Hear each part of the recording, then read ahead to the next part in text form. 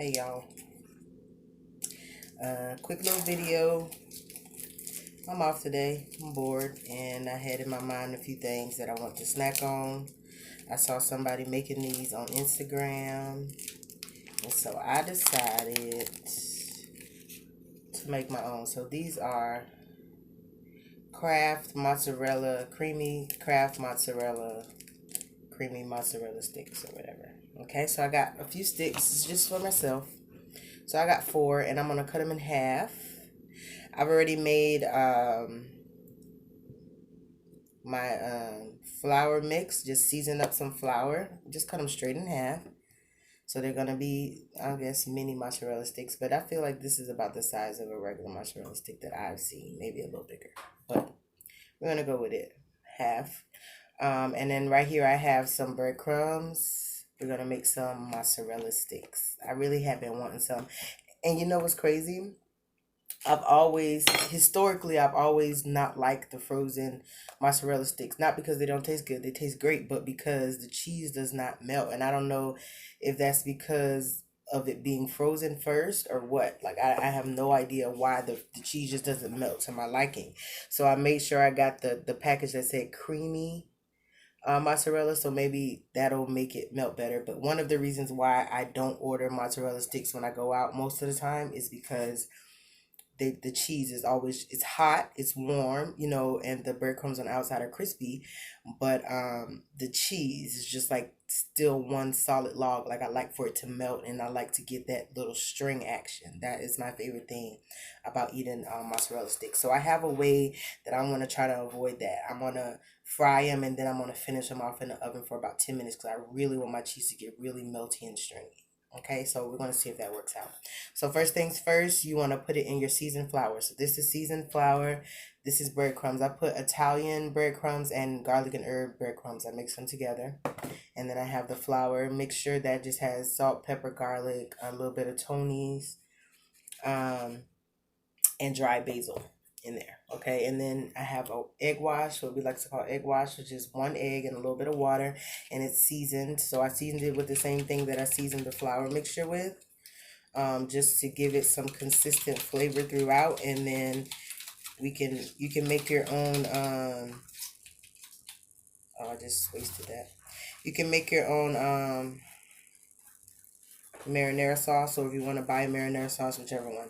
I don't buy marinara sauce, so I'm definitely gonna have to make my own. So I got some tomatoes, some canned tomatoes left over, and then I also have a little bit of that tomato soup. I might incorporate that as well. So here we go. I'm gonna try and do it in the camera where y'all can see me one at a time. But actually the flour goes first. And I should have got some gloves, but it's all good. So here we are. Flour mixture first. Seasoned flour mixture. The cheese is really moist, which I'm already liking that because that means that the flour is going to stick on it. See, I feel like that's the creamy part of it. Like, it seems to me like to already kind of be in a melty type of place, which is good, I think, because my whole thing is I just like for them to melt completely. And maybe they just don't fry it. No, because I even remember, like, in some places when I would order mozzarella sticks, I would ask them to, like, cook them longer, like double fry them, and they would still come out and the cheese would still be completely solid.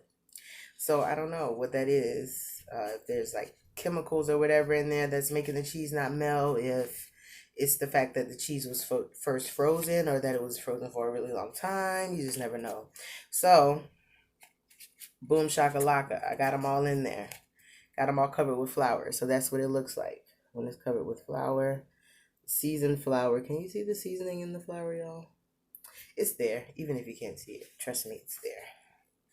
Y'all know I don't play with my flavor and my seasoning. I forgot one. Okay, so let's put that in there, roll it around, and then let's get our egg mixture. This is what we like to call as chefs egg wash. Egg wash. Well, I mean, you don't have to be a chef to call it egg wash. I'm just saying it's called egg wash. So here we are. You want to take that and roll it around. I'm gonna try to do it with a fork because I really don't want to get my hands messed up, but I forgot my gloves.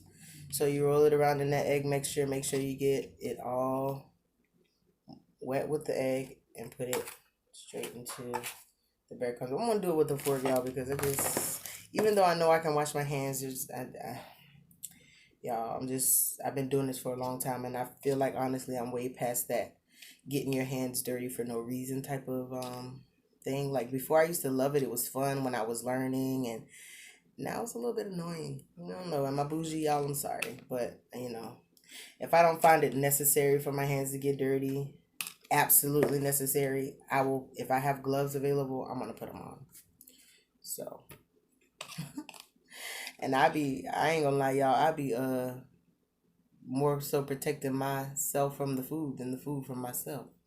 How funny is that? I found an eyelash in there just now, so I popped it out. But luckily, I'm the only one eating these. All right, put it in. All right, so that's 4 so far. I'm gonna stop right there at 4 just so I'll have enough room inside of my little container to get enough breadcrumbs. Give it enough room, to do its thing. Just like that. And let's see what happens, y'all. I'm really excited about this. This is just a cute little project, because I haven't been eating out during this corona thing, and the fact that a lot of fast food places are still open is weird for me, because it's like you kind of get tempted to go there like you usually would any regular time, but this is like corona time. It's corona time right now, okay? It's corona time. Yay. It's corona time, see? And I just don't, because at the end of the day, well, you always are putting your life in someone else's hand by hands, or your by eating food that you didn't prepare yourself. Sometimes it's actually safer for some of you guys to let other people prepare your food, but we're not gonna go there. We're not gonna go down that rabbit hole now, are we? But even though you are, ooh, that is pretty, y'all. That looks really good. It's like during this time specifically, it being Corona time. You see, I just think that it's a little bit too much room for error. Okay, human error, and not saying that humans can't make errors, because we are humans, so we're gonna mess up a lot, but just don't put yourself in that position. I just, I don't want to put myself in that position. I like fast food too. I do. But at the same time, I don't know if it's worth getting corona or put myself in the position to contract it. Is that the right word? Contract it from getting fast food. That's all I'm saying. Anyway, y'all. So I'm not going. Oh, I put it in the wrong one.